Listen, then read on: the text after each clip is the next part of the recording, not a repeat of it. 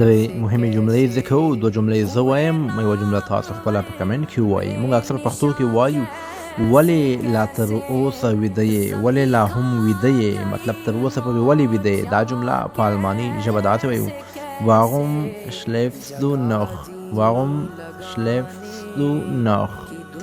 او کله چې موږ وایو زه نشم پورته کېدلی، زه نشم پاڅېدلی، دا جمله په الماني ژبه داسې وایو ich یا ich kann nicht aufstehen، ich kann nicht aufstehen. وایي زه نشم پورته کېدلی، شاید سړی ستړی وي یا مریض وي. که چېرته موږ وایو زه اوس هم ستړی یم، زه اوس هم ستړی یم یا زه لا هم ستړی یم، دغه جمله په الماني ژبه څنګه وایو تاسو په کمنټ کې ولیکئ. که غلطه وي زه به یې صحیح کړم چې نور دوستان هم زده کړي.